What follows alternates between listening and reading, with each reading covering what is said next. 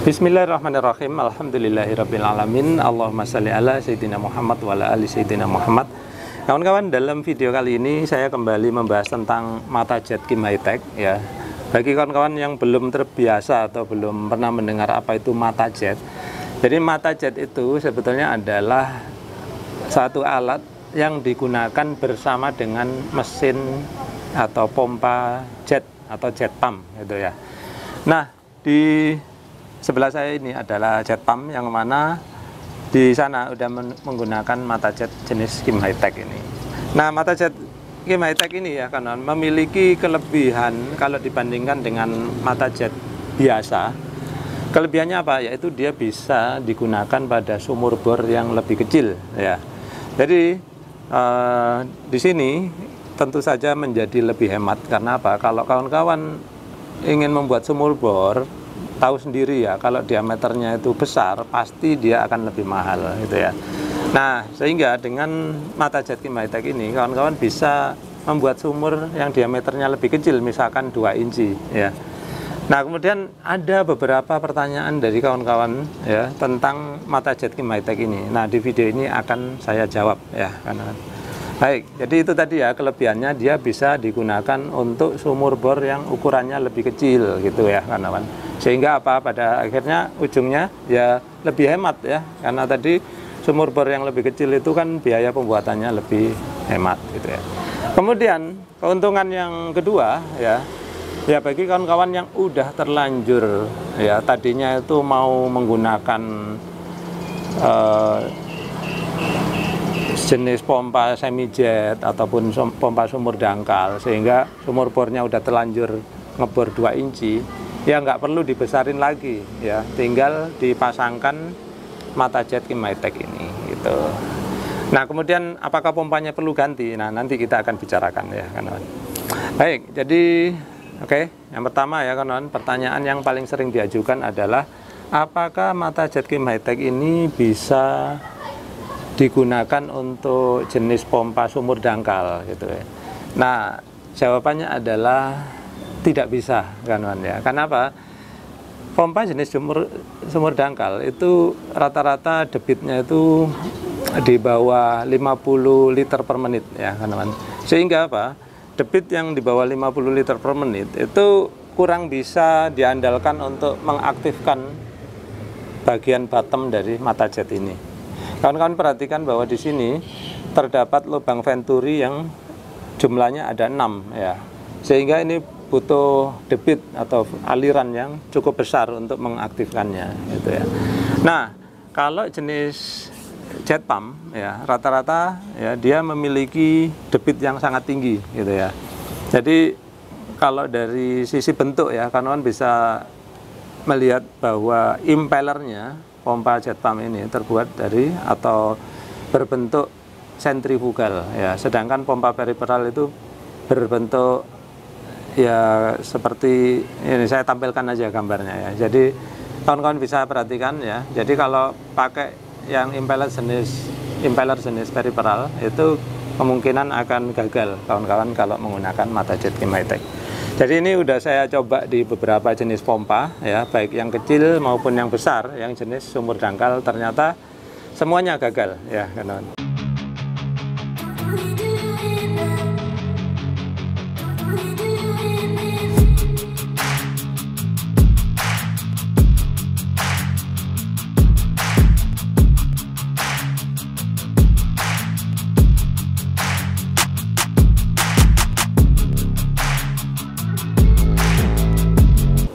Nah, kemudian pertanyaan berikutnya, apakah bisa digunakan untuk jenis pompa semi jet gitu ya. Nah, saya nggak tahu apakah semua jenis semi jet bisa, tapi saya mencoba menggunakan pompa Shimizu, saya lupa modelnya, tapi saya tampilkan aja ya pompanya ya kawan. Nah, ini ternyata berhasil ya kawan.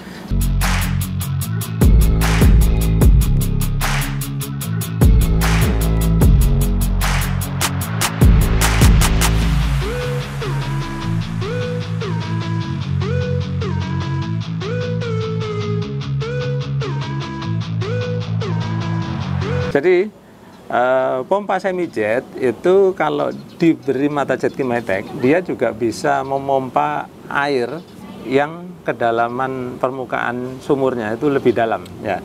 Untuk kawan-kawan ketahui bahwa kalau semi jet tanpa mata jet itu dia bisa menghisap air dengan kedalaman ya maksimal 9 meter aja ya kawan.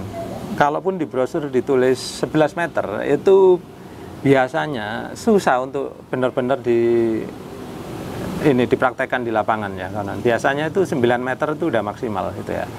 Nah, dengan mata jet Kimaitech ini, maka kawan-kawan memiliki potensi bisa memompa air dengan pompa semi jet ya, yang mana kedalaman sumurnya itu lebih dari 9 meter. Nah, banyak yang nanya, "Loh Pak, kalau 20 meter apakah bisa?" Nah, terus terang aja ya kawan, ini perlu coba-coba ya, karena saya tidak ada ukuran spesifik berapa yang bisa dihisap oleh mata jet Kimaitech ini gitu ya. Namun dari beberapa pengalaman ya dari pihak produsen yang membantu memasang di customer mereka itu ya belasan meter itu masih bisa ya pompa semi jet ya dengan dibantu dengan menggunakan ini mata jet Kimaitech. Nah, kemudian pertanyaan berikutnya adalah, Pak, apakah casing yang berukuran 1,5 inci bisa dipasang mata jet Kimaitech gitu ya? Nah, mata jet Kimaitech itu ya kawan-kawan, dia itu casingnya sendiri itu ya, casing dari mata jetnya sendiri, kawan-kawan bisa perhatikan di sana ya, itu adalah 1,5 inci ya. Jadi dia tuh udah dirancang untuk diberikan casing 1,5 inci, sehingga kalau kawan-kawan masukkan lagi ke pipa 1,5 inci ya tentu nggak bisa ya. Nah, sehingga jalan lain ya, cara lain yaitu casing pipa kalian yang 1,5 inci itu yang ada itu dicabut dulu kawan-kawan ya. Nah, bagaimana caranya putnya, kawan-kawan bisa konsultasikan dengan produsennya ya. Kawan-kawan bisa juga saksikan video mereka di channel ini yang saya tampilkan di sini ya. Silakan cek di sana, karena di sana ada juga yang mempraktekkan mencabut pipa 1,5 inci ya, pipa casing 1,5 inci dicabut dulu lalu dipasang ini ya di bawahnya gitu ya, lalu kemudian dimasukkan kembali dan akhirnya berhasil ya kawan. Nah, di sini ya untuk casing yang 1,5 inci ini udah mungkin dijual terpisah ya, kawan-kawan bisa cek dengan produsennya. Nanti nomor WA-nya pun akan saya cantumkan, sehingga kalau kawan-kawan ingin tanya-tanya lebih detail lagi silakan langsung ke produsennya ya. Nanti kawan-kawan akan diberikan saran yang terbaik ya. Jadi ini ya adalah untuk memasang pada casing 1,5 inci ya. Kayaknya ini dilancipin ini biar lebih mempermudah ketika masuk ke dalam ini ya, menembus tanah ya kawan-kawan. Nah, seperti itu. Nah, di sini kawan-kawan akan saya ajak untuk mencoba ya. Jadi ini saya sudah membuat ya, pura-puranya ada sumur di bawah sana.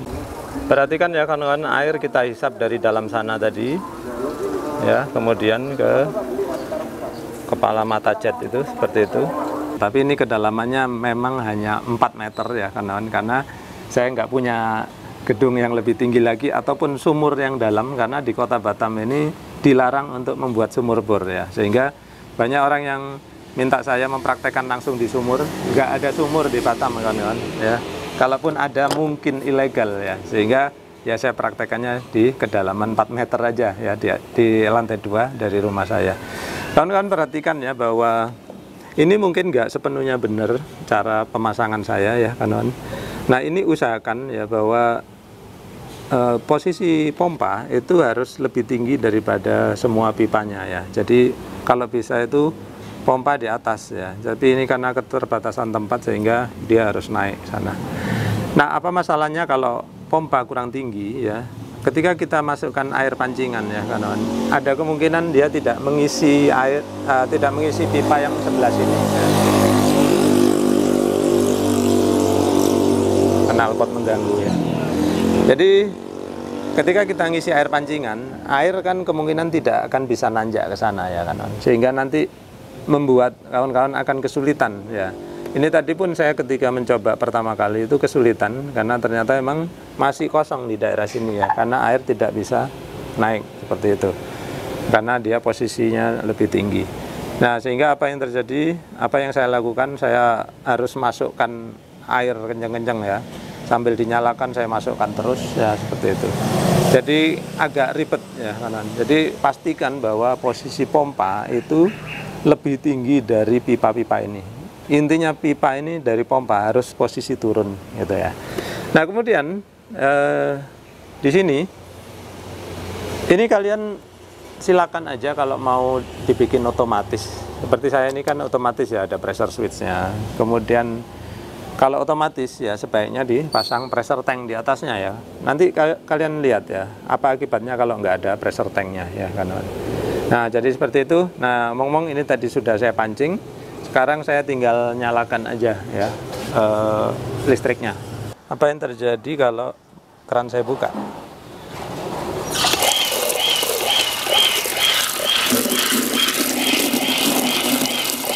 Nah, seperti ini ya kanan. Jadi karena saya bukanya kecil, maka dia jadi cetak-cetok seperti ini ya, sehingga harus buka besar.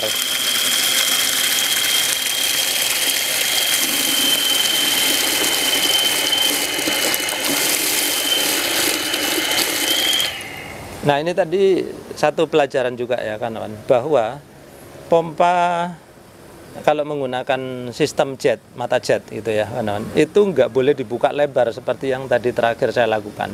Kenapa? Karena dia bisa tekor gitu ya.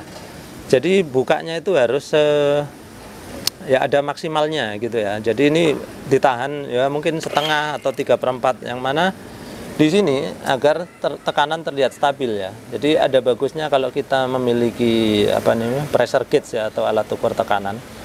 Jadi ini kalau dibuka terlalu lebar dia juga akan ngempos kawan-kawan ya. Perhatikan ya. Ini kalau saya buka setengah dia akan stabil. Nah, ini stabil ya, seperti ini. Tekanan nggak naik turun. Tapi kalau saya buka full,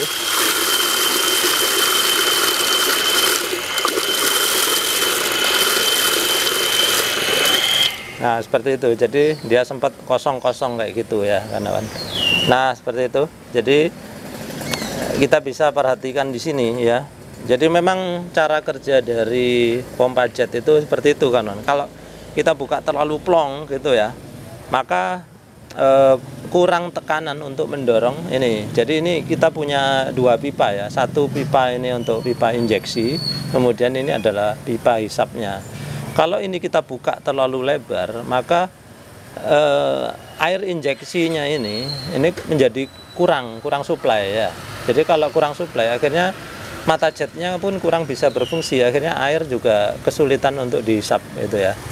Jadi kita harus membagi rata antara air yang kita gunakan sama air yang digunakan untuk injeksi ke dalam sumur ya.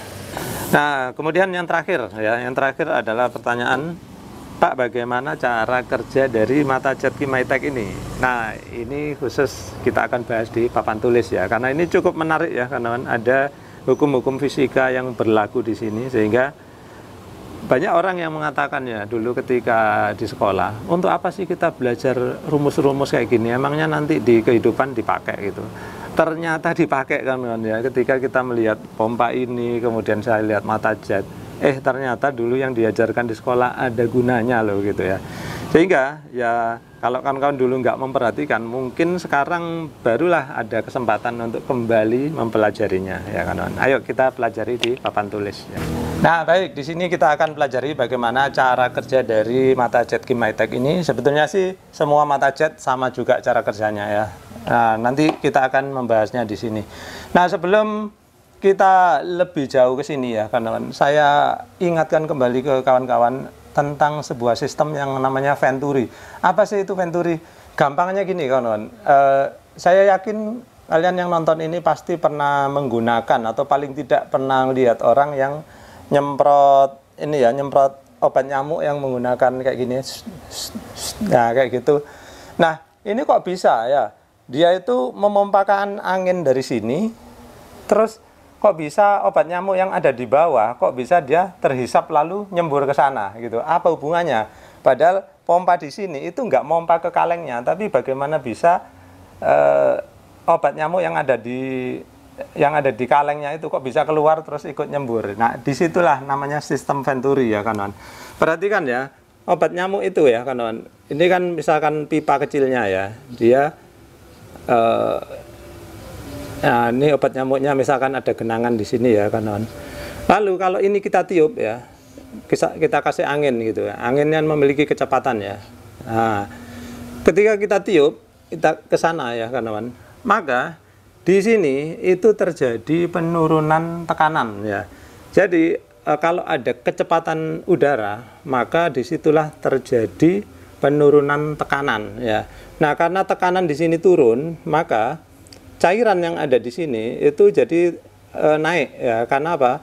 Tekanan turun itu istilahnya adalah vakum ya. Jadi di sini terjadi kevakuman sehingga di sini cairannya naik ya. Ketika dia naik lalu campur dengan udara di sini ya, jadilah biur seperti itu ya kawan. Nah, itu yang dinamakan prinsip Venturi ya. Nah, di sini kita juga akan mempergunakan prinsip yang sama ya kawan. Baik, kita perhatikan ya bagaimana sih cara kerjanya ya. Sebelum kita lebih jauh ya kawan, kita perlu tahu dulu bagaimana sebuah mesin pompa itu bekerja ya. Pertama, kalian perhatikan ya bahwa ini mesin jet pump ya kawan, yang ini semi jet. Nanti kita akan bahas perbedaannya pelan-pelan ya.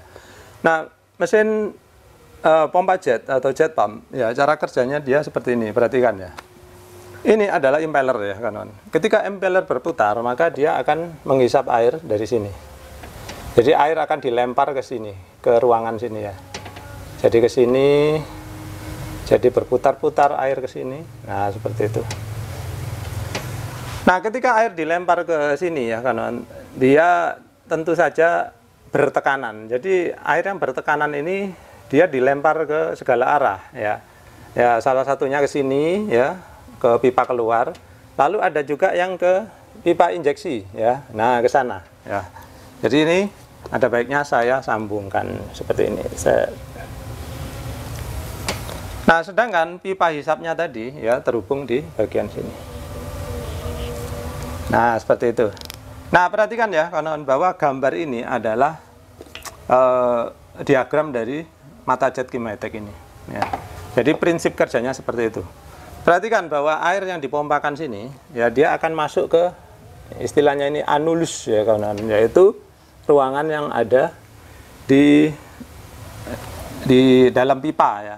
Jadi pipa yang kita gunakan itu nanti sedemikian rupa sehingga dia ada pipa, lalu di dalamnya ada pipa lagi. Jadi yang ini adalah pipa 1 inci sebelah sini, yang sini adalah pipa 1,5 inci ya. Ini 1 inci. Jadi di dalam pipa 1,5 inci ini ada pipa 1 inci ya. Oke, saya hapus saja biar nggak mengganggu. Baik, lalu air dipompakan ya kawan. Perhatikan tadi dipompakan kemana ya. Perhatikan, air itu dipompakan lewat sini ya, lalu disebar ke sini. Ini pipa 1,5 incinya enggak saya pasang, dia akan disebar sini, lalu dia akan masuk ke lubang-lubang yang ada 6 biji di sini. Nah, saya gambarkan lubangnya 2 aja ya, kiri kanan sini ya kawan. Nah, sini. Nah, perhatikan, air akan masuk ke sini. Lalu di sini di bawah ini ada cek valve-nya berupa kelereng ya kawan. Nah, kedengaran bunyinya ya. Fungsinya apa? Sebagai cek valve ya. Perhatikan ketika air dipompakan ke sini ya. Di sini ini terjadi efek Venturi kawan ya. Perhatikan ya. Ini lubangnya dari besar mengecil. Ini juga dari besar mengecil ya. Kawan-kawan bisa perhatikan bahwa lubang di sini. Nah, ini mudah-mudahan kelihatan ya. Nanti saya fotokan lebih dekat ya. Ini terjadi pengecilan ya, dari sininya besar lalu ke dalam makin kecil. Nah, ini bukan asal-asal ngebor ya kawan. Jadi ini udah dipertimbangkan bahwa dia besar lalu ke kecil. Agar apa? Agar dia memberikan efek Venturi ya. Jadi apa itu efek Venturi? Tadi seperti sudah saya gambarkan ya kawan. Jadi efek Venturi itu akibat adanya suatu saluran yang berbentuk corong ya. Jadi ini bentuknya mirip corong ya kawan. Nah, apa yang terjadi ketika air dilewatkan pada saluran yang berbentuk corong? Perhatikan ya, kalau air dipompakan ke sana, Maka kecepatan akan naik ya kawan. Ini misalkan titik 1, di sini adalah titik 2. Nah, kalau ini kita pompakan air ke sana, di sini kecepatannya pasti lebih tinggi ya. Jadi V2 dia lebih besar daripada V1 ya. Karena apa? Naik ya kawan. Dari sini pelan lalu makin tinggi. Nah, apa akibatnya kalau dari V1 ke V2 itu membesar? Ya, sekarang barulah kita ke rumus Bernoulli ini, kawan. Nah, perhatikan ya, kawan, bahwa di sini ini adalah ya rumusnya berupa tekanan, lalu karena ketinggian, lalu karena kecepatan, lalu ini di titik 2 adalah tekanan, ketinggian, dan kecepatan. Perhatikan bahwa ketinggian 1 dan 2 ini tidak ada perubahan ya, sehingga kita bisa abaikan yang ini, kita coret ya kawan, nggak usah kita lihat. Nah gitu ya cara ngerjakan soal fisika itu ya kawan. Tenang aja, kalian nggak akan saya ajak hitung-hitungan. Perhatikan sekarang bahwa V1 dan V2 itu besar mana tadi? Ya besar V2. Berarti di sini besar ya kawan, lebih besar nilainya. Sedangkan di sini nilainya lebih kecil. Nah, perhatikan ya kawan, kalau ada tanda sama dengan di sini, ini namanya persamaan, gitu ya. Kalau persamaan, maka area kiri dan area kanan harus sama nilainya. Ya. Nah, sekarang apa yang terjadi? Ya, kalau di sini tekanannya, kecepatannya itu makin meninggi, sedangkan di sini tadi kecepatannya rendah. Nah, agar sama, maka dia yang di sini harus dikalikan, harus ditambahkan ya sesuatu yang lebih rendah ya, sehingga pilihannya adalah ya, nggak ada pilihan lain ya kanan, bahwa P2 itu harus lebih rendah daripada P1 agar persamaan ini menjadi benar gitu ya. Jadi kalau ini udah besar ya, kalau ini membesar maka P-nya harus mengecil ya, sehingga ya di sini saya tuliskan P2 ya lebih kecil daripada P1 gitu ya kawan. Nah, sama juga dengan di sini tadi, akhirnya P2 ya lebih kecil daripada P1 ya kawan. Saya tinggal mindahkan ini aja ya ke sini. Nah, seperti itu. Nah, sekarang apa hubungannya sama ini ya? Perhatikan bahwa kalau kecepatan naik, nah, ini kan kecepatan naik ya, maka tekanan akan turun ya. P2 dari P1 ke P2 itu akan turun ya. Saya salah gambar panah ya kanan. Ini harusnya ke atas panahnya ya. Jadi P1 akan lebih tinggi dari P2. P2 lebih rendah daripada P1. Perhatikan ya bahwa titik P2 itu adalah di tengah-tengah setelah melewati 2 corong tadi ya kanan. Sedangkan ini 6 corong ya.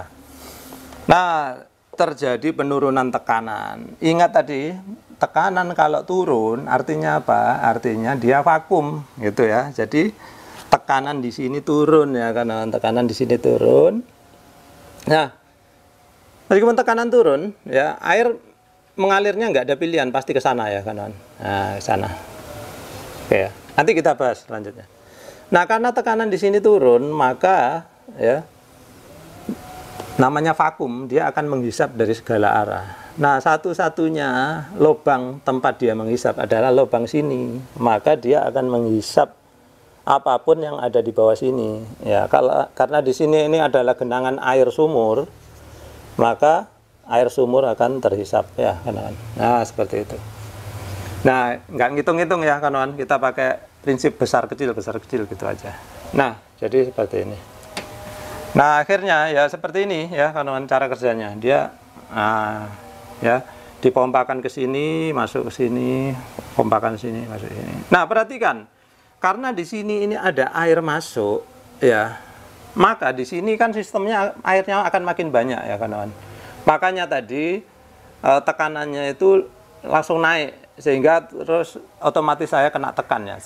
Nah, kalau nggak ada otomatis, maka pompa ini akan mengejan ya karena tekanan tinggi. Maka di sini harus dibuka ya kawan.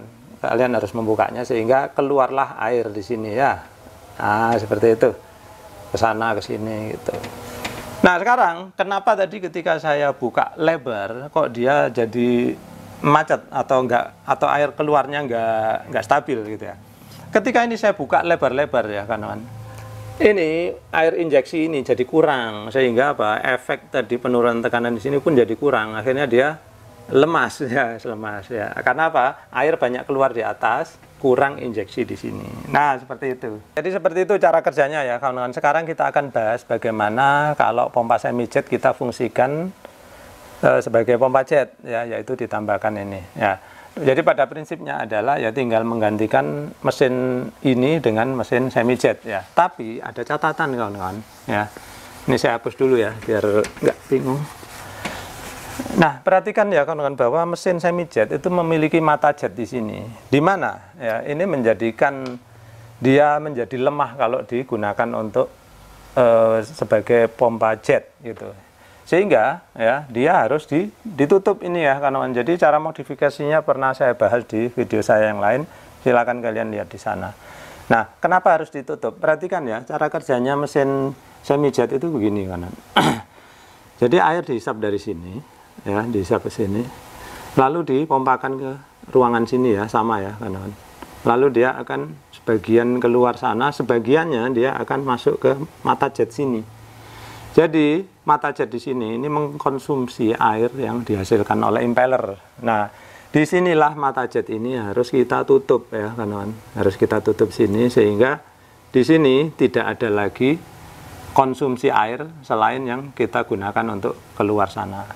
Nah, kemudian dari mana air supply-nya ini ya, air injeksinya ini? Ya, air injeksinya ini ya kita buatkan sendiri ya kawan-kawan, yaitu nanti pipanya ini kita T ya. Nah, yang sana kita pasang valve ya kawan-kawan ke atas sana. Jadi air yang kita gunakan ke sana, nah ini akan kita gunakan untuk injeksi gitu ya. Nah, mungkin kawan-kawan bertanya-tanya, Pak, kalau saya nggak modifikasi di sini bagaimana? Setahu saya nggak bisa ya kawan-kawan. Kalian harus menutup ini air konsumsi dari mata jet ini, sehingga debitnya itu full digunakan untuk ya menjalankan injeksi maupun untuk suplai ke luar gitu ya.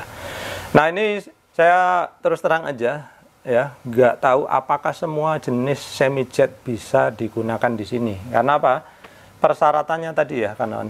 Karena di sini dia memiliki 6 buah venturi, yang mana dia itu membutuhkan konsumsi debit air yang cukup besar ya, karena 3 venturi, yang mana kalau kita bandingkan dengan mata jet biasa itu venturinya cuma 1 ya, seperti ini ya kawan-kawan.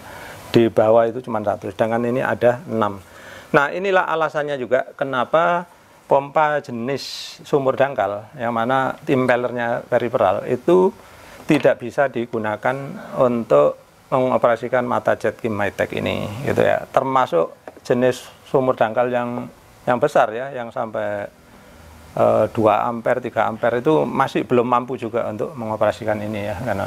Nah, sedangkan semi jet dengan dimodifikasi itu masih memungkinkan untuk menggunakan mata jet Kimaitech ini. Nah, baik, jadi seperti itu ya kawan-kawan. Mudah-mudahan apa yang saya sampaikan di video kali ini bermanfaat ya. Nah, kalau kawan-kawan masih ada pertanyaan-pertanyaan tentang mata jet Kimaitech ini, silakan kalian tulis di kolom komentar. Tapi saya sarankan kalian bisa langsung bertanya kepada produsennya, yang mana nomor kontaknya udah saya cantumkan ya di sini. Nah, gitu. Baik kawan-kawan, sekali lagi terima kasih sudah menyaksikan.